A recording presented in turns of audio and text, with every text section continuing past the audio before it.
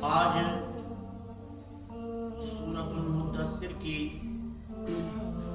چند آیات بینات میں نے آپ کے سامنے تلاوت کی۔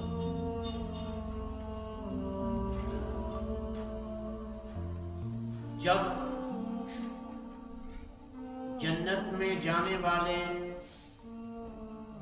جنت میں پہنچا دیے جائیں گے، وہ جنت میں داخل ہو جائیں گے، اور جہنم میں جانے والے جہنم میں داخل ہو چکے ہوں گے۔ اس کے بعد اہل جنت اور اہل جہنم کے درمیان گفتگو ہوگی، بات چیت ہوگی۔ اس گفتگو کو قرآن مجید نے 3 جگہ پہ بیان کیا ہوا ہے۔ ایک 2 جگہ میں سورۃ الاعراف میں بیان کیا ہے، اور ایک یہ سورۃ المدثر میں بیان کیا ہے۔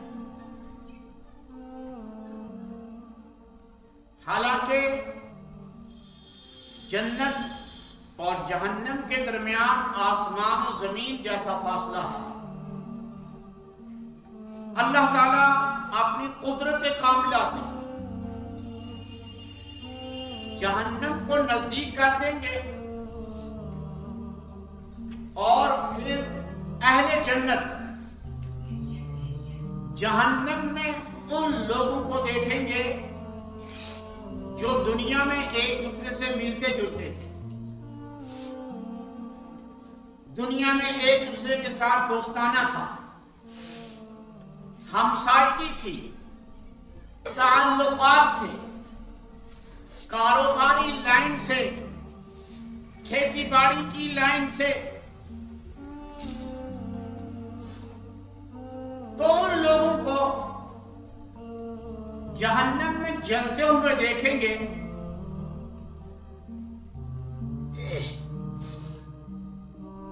تو قرآن مجید اس مکالمے کو پیش کر رہا ہے، اس کو پیش کر رہا ہے۔ پہلے ارشاد ہوتا ہے کہ کل نفس بما کسبت رہینہ، ہر آدمی اپنے عمل کے اعتبار سے گروی چیز کی طرح ہے۔ جس طرح گروی چیز کسی کے قبضے میں آ جاتی ہے، جب تک اس کے معاملے کو چکایا نہ جائے تب تک وہ گروی رکھی ہوئی چیز مالک کے قبضے میں نہیں آتی، قرضدار کے قبضے میں رہتی ہے، قرض دینے والے کے قبضے میں۔ اسی طریقے سے یہ انسانی جان قیامت کے دن اپنے اعمال کے اعتبار سے گروی ہوگی۔ کل نفس بما کسبت رہینہ، اعمال بد ہیں، اعمال خراب ہیں، یہ آرزو کرے گا انسان کہ میں جنت میں چلا جاؤں، میرا داخلہ جنت میں ہو جائے، تو انسان اپنے اعمال بد کی وجہ سے مرہون ہے، آگے نہیں بڑھ سکے گا، کیونکہ اعمال جنت میں جانے کے قابل نہیں ہے، اللہ کی رحمت مقصود نہیں ہوگی۔ فرمایا کہ الا اصحاب الیمین، ہاں داہنی طرف والے، یعنی نیک اعمال کرنے والے، قیامت کے دن داہنی طرف والے داہنی طرف میں نیک اعمال کرنے والے ہوں گے اور بائیں طرف میں برے اعمال کرنے والے ہوں گے. ایک تو یہ مفہوم. دوسرا مفہوم یہ کہ قیامت کے دن نیک آدمیوں کو اپنا اعمال نامہ دائیں ہاتھ میں دیا جائے گا اور برے آدمیوں کو ان کا اعمال نامہ پیٹھ کے پیچھے سے بائیں ہاتھ میں دیا جائے گا. تو اسی لیے قرآن مجید نے کہا کل نفس بما کسبت رہینہ الا اصحاب الیمین. ہر آدمی اپنے اعمال کے سبب سے رہن ہے، گروی ہے. ہاں دائیں طرف والے، اصحاب الیمین داہنی طرف والے. یہ داہنی طرف والے جو ہوں گے یہ کہاں ہوں گے؟ قرآن مجید کہہ رہا ہے فی جنات، یہ جنتوں میں ہوں گے. اور جنات کہا کہ جنت کے 8 طبقے ہیں، 8 حصے ہیں. 8 حصوں میں جنتی ہوں گے. فی جنات، نیک اعمال کرنے والے جنت کے ہر طبقے میں ہوں گے اپنے اپنے درجہ کے اعتبار سے. یتساءلون عن المجرمین،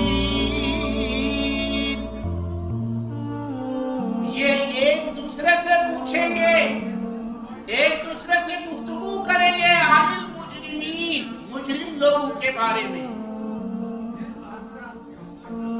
اور جہنم میں دیکھیں گے، جہنم میں جھانکیں گے. وہاں اپنے رشتہ دار، وہاں اپنے جگری دوست، وہاں اپنے تعلق دار کو دیکھیں گے. وہ جہنم میں جل رہا ہے.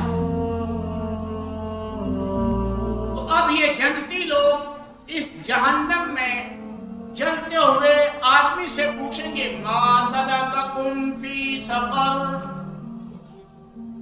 تم بولو تمہیں کون سی چیز جہنم میں لے آئی؟ کس عمل نے تمہیں جہنم میں داخل کر دیا؟ ما سلککم فی سقر. بظاہر تم بڑے نیک لگتے تھے، بڑے اچھے لگتے تھے، لیکن جہنم میں کون سی چیز تمہیں لے آئی؟ کیا وجہ ہے؟ کس عمل کی وجہ سے تم جہنم میں آ گئے؟ تم تو میرے ہمسائے تھے، میرے ساتھ دوستانہ تھا، کاروباری لائن سے، زمینداری کی لائن سے، ہر اعتبار سے تم ہمارے قریب تھے. تم جہنم میں کس چیز نے لا کر داخل کر دیا؟ وہ کہیں گے قالوا لم نک من المصلین، ہم تمہارے ساتھ ہی چلتے تھے لیکن اذان ہونے پر تم مسجد میں چلے جاتے تھے، ہم بازار میں ہی گھومتے رہتے تھے. اذان ہونے پر تمہیں نماز کی فکر لگ جاتی تھی، ہمیں نماز کی فکر نہیں تھی. لم نک من المصلین، ہم نماز گزار نہیں تھے، ہم نمازیوں میں سے نہیں تھے، ہم نماز نہیں پڑھتے تھے. ہم اس دوران گپے مارتے تھے، ہم اس دوران دکانوں میں بیٹھتے تھے، ہم اس دوران چوراہوں پر بیٹھتے تھے. تم مسجد سے فارغ ہو کر آتے تھے پھر تم سے مل جاتے تھے. تو فرمایا پہلی بات کہ لم نک من المصلین، ہم تو نماز ہی نہیں پڑھتے تھے. ایک بہت بڑا جرم ہمارا یہ کہ نماز نہ پڑھنے کی وجہ سے کہاں گئے؟ جہنم میں. وَلَمْ نَكُ نُطْعِمُ الْمِسْكِينَ، ہم دیکھتے تھے معاشرے کے اندر، سماج کے اندر مسکین لوگوں کو، غریب سے غریب لوگوں کو، فقیر لوگوں کو دیکھتے تھے جو ہر اعتبار سے محتاج ہوتے تھے. لیکن کبھی ہم نے ان کو اپنے دسترخوان پر بلایا نہیں، کبھی ہم نے ان کو اپنے گھر میں بلایا نہیں، کبھی ہم نے ان کو روٹی کا ٹکڑا نہیں دیا کہ تم بھی کھا لو. ہم کھایا کرتے تھے، عیش و عشرت کیا کرتے تھے، طرح طرح کی نعمتیں کھایا کرتے تھے، لیکن مسکین امت کے لوگ، فقیر اس امت کے لوگ، ان کو ہم نہیں پوچھتے تھے۔ وَلَمْ نَكُ نُطْعِمُ الْمِسْكِينَ۔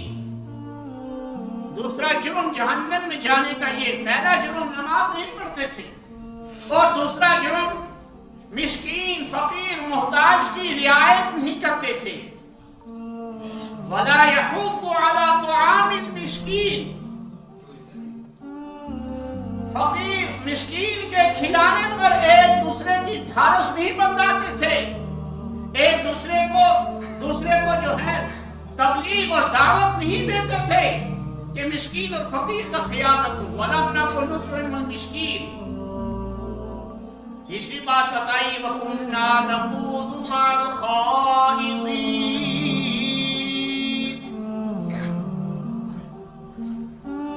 ہم باتیں بنانے والوں کے ساتھ باتیں بنایا کرتے تھے۔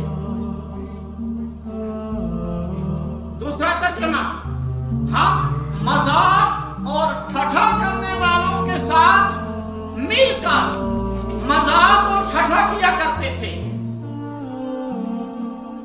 تیسرا ترجمہ، ہم دیندار طبقے کی اہانت کیا کرتے تھے، دیندار طبقے کا استہزاء کیا کرتے تھے، تمسخر کیا کرتے تھے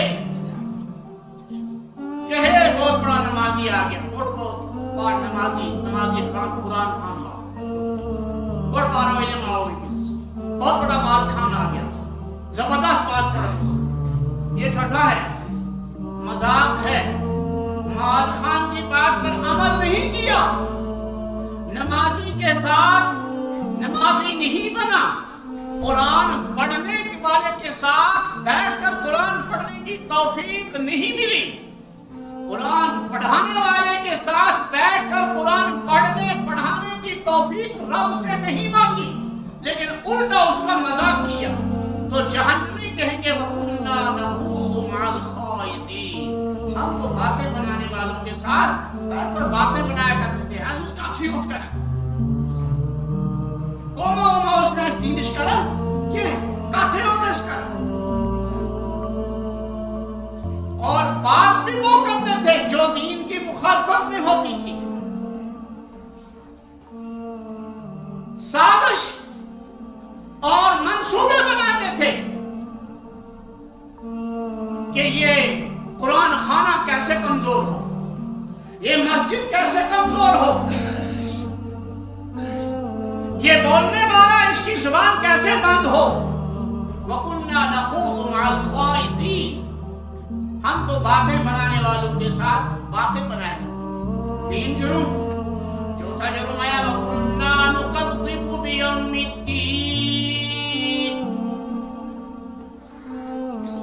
جب بھی آخرت کی بات آتی تھی، قبر کی بات آتی تھی، حشر کی بات آتی تھی، اعمال نامے تولے جانے کی بات آتی تھی، میزان کی بات آتی تھی، نماز کی بات آتی تھی، اللہ کے خوف کی بات آتی تھی، اللہ کے رسول صلی اللہ علیہ وسلم کی اطاعت گزاری کی بات آتی تھی، تو وَكُنَّا نُكَذِّبُ بِيَوْمِ الدِّينِ۔ ہم قیامت کے دن کو جھٹلاتے تھے، ہم ان باتوں کو جھوٹا تسلیم کرتے تھے۔ وَكُنَّا نُكَذِّبُ بِيَوْمِ الدِّينِ۔ قیامت کو جھٹلاتے تھے کہ کوئی قیامت وغیرہ آنے والی نہیں ہے، یہ صرف ڈراؤ دھمکاؤ ہے، علیاذ باللہ، باقی حقیقت کچھ نہیں ہے۔ وَكُنَّا نُكَذِّبُ بِيَوْمِ الدِّينِ۔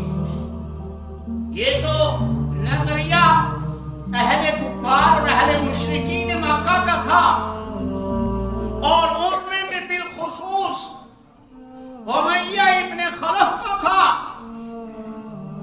ابی ابن خلف کا تھا۔ وہ کہتا تھا مَن یحیی العظام وہی رمیم۔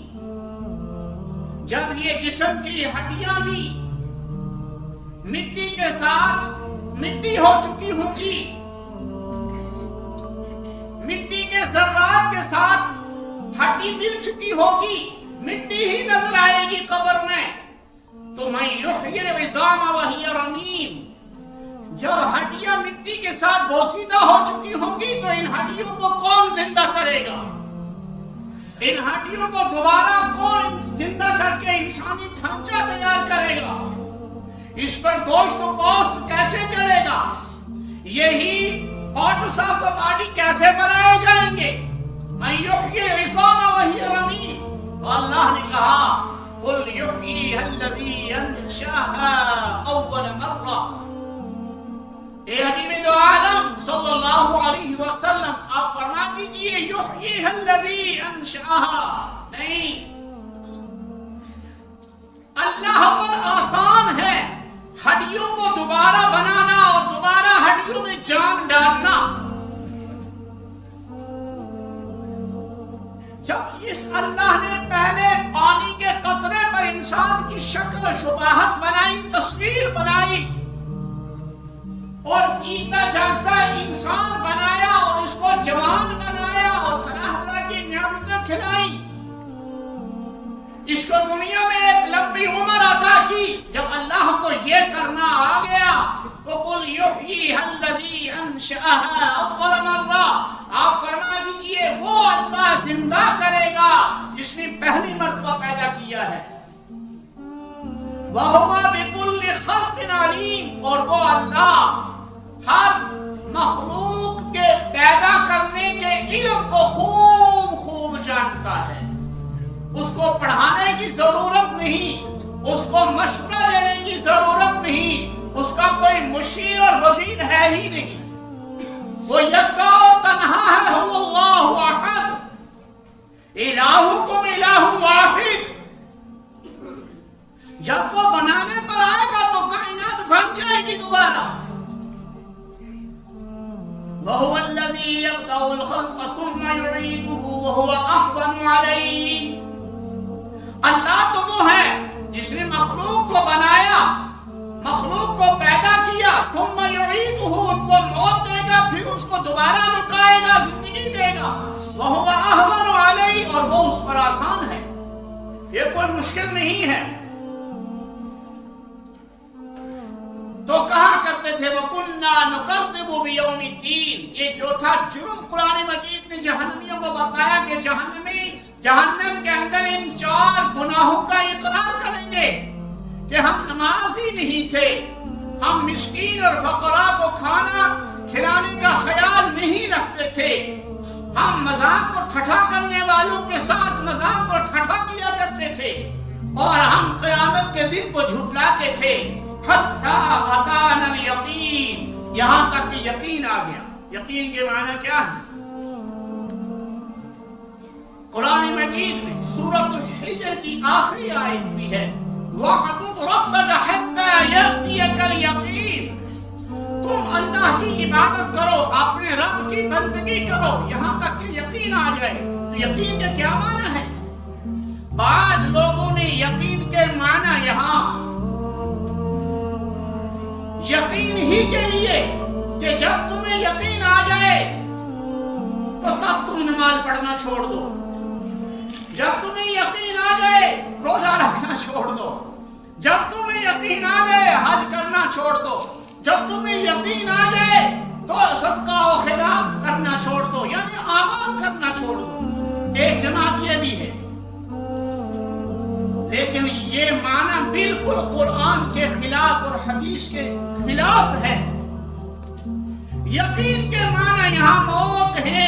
وَاعْبُدْ رَبَّكَ حَتَّى يَأْتِيَكَ الْيَقِينُ، اپنے رب کی اطاعت اور اطاعت گزاری کر، بندگی کر، عبادت کر یہاں تک کہ تجھے موت آ جائے. مرتے دم تک اللہ کی عبادت میں لگا رہے. اور یہاں بھی آیا کہ وَكُنَّا نُكَذِّبُ بِيَوْمِ الدِّينِ، ہم قیامت کے دن کو جھٹلایا کرتے تھے. حَتَّى أَتَانَا الْيَقِينُ، یہاں تک کہ ہمیں موت آ گئی.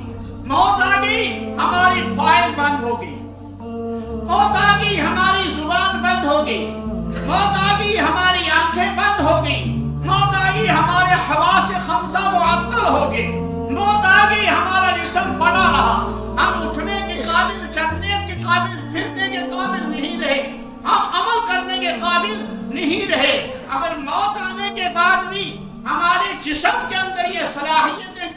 فرما ہوتی، حواس خمسہ موجود ہوتے تو ہم پھر بھی عبادت کے اندر لگ جاتے، لیکن موت آنے کے بعد یہ ساری چیزیں معطل ہو گئی۔ جب معطل ہو گئی تو ہم نے اس سے پہلے اس مفہوم کو سمجھا ہی نہیں، اور ہم یہ 4 گنا بڑے شوق اور ذوق کے ساتھ کرتے رہے۔